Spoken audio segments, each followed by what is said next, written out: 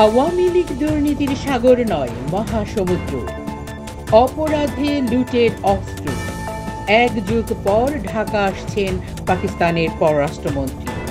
সপ্তাহ জুড়ে থাকবে শীতের প্রকোপ।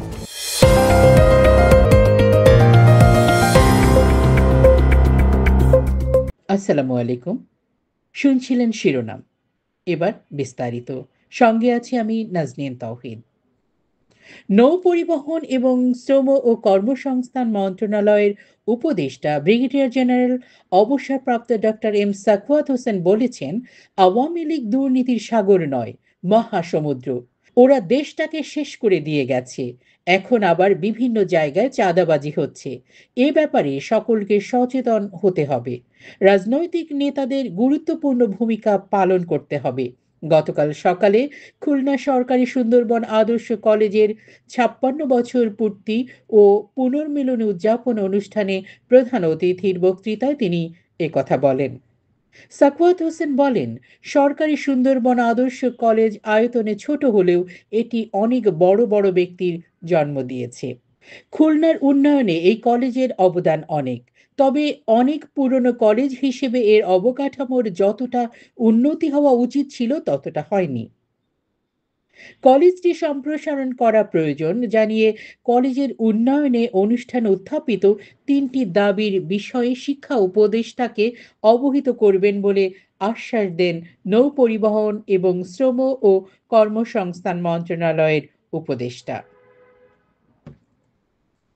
গণ অভ্যুত্থানে বিপ্লবের পর দেশের প্রায় ৪৬০টি থানায় হামলা, ভাঙচুর, অগ্নিসংযোগ ও লুটপাটের ঘটনা ঘটে। এছাড়া ১১৪টি ফাঁড়িতে একই ঘটনা ঘটায় দুর্বৃত্তরা। লুটপাটের সময় সরকারি গুরুত্বপূর্ণ নথির পাশাপাশি লুট করা হয় সরকারি অস্ত্র। এসব অস্ত্র লুট করে কেউ কেউ নিজের কাছে রেখেছে, আবার কেউ সেগুলো বিক্রি করে দিয়েছে। হাত বদল হয়ে এখন সেগুলো ছড়িয়ে পড়েছে দেশের বিভিন্ন স্থানে থাকা চরমপন্থী, উগ্রপন্থী, দাগী আসামি, সন্ত্রাসী, জেল পলাতক আসামি, কিশোর গ্যাং সহ বিভিন্ন অপরাধীদের হাতে।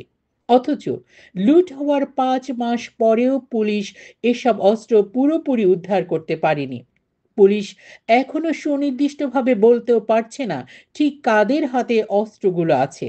তাদের অবস্থান পরিচয়ও জানতে পারছে না। যৌথ অভিযান চালিয়েও সফলতা আসেনি। তাই এসব অস্ত্র এখন গলার কাঁটা হয়ে দাঁড়িয়েছে। ইতোমধ্যে এসব অস্ত্র দিয়ে নানা অপরাধমূলক কর্মকাণ্ড শুরু হয়েছে। আইন শৃঙ্খলা রক্ষাকারী বাহিনীর সদস্য, অপরাধ ও অস্ত্র বিশেষজ্ঞরা মনে করছেন, পুলিশের উদ্ধার না হওয়া অস্ত্রগুলো বড় ধরনের নিরাপত্তা ঝুঁকি তৈরি করেছে। পাকিস্তানের পররাষ্ট্রমন্ত্রী ইসহাক দার আগামী ফেব্রুয়ারিতে বাংলাদেশ সফর করবেন। প্রস্তাবিত শিডিউল ঠিক থাকলে এক যুগের মধ্যে এটাই হচ্ছে দেশটির কোনো মন্ত্রীর প্রথম ঢাকা সফর। ২০১২ সালে জি8 শীর্ষ সম্মেলনে বাংলাদেশের সরকার প্রধানকে আমন্ত্রণ জানাতে পাকিস্তানের তৎকালীন পররাষ্ট্রমন্ত্রী হিনা রাব্বানী খার ঢাকা সফর করেছিলেন। ইসলামাবাদে অনুষ্ঠিত সেই সম্মেলনে প্রধানমন্ত্রী তো নয়ই, কোনো মন্ত্রী পর্যায়ের প্রতিনিধিও পাঠায়নি বাংলাদেশ। ঢাকা ও ইসলামাবাদের কূটনৈতিক সূত্র বলছে, মিশরে প্রধান উপদেষ্টা ডক্টর মোহাম্মদ ইউনূসের সঙ্গে পাকিস্তানের প্রধানমন্ত্রী শেহবাজ শরীফের বৈঠক হয়। জলবায়ু সম্মেলনের সাইড লাইনে অনুষ্ঠিত সেই শীর্ষ বৈঠকে দুই দেশের সম্পর্ক উন্নয়নে গুরুত্বপূর্ণ আলোচনা হয়। তার ধারাবাহিকতায় পাকিস্তানের পররাষ্ট্রমন্ত্রী ঢাকা সফরে আসছেন। সফরকালে দুই দেশের সম্পর্ক উন্নয়নে আলোচনা করবেন তিনি। সেই সঙ্গে প্রধান উপদেষ্টাকে ইসলামাবাদ সফরের আনুষ্ঠানিক আমন্ত্রণ জানাবেন।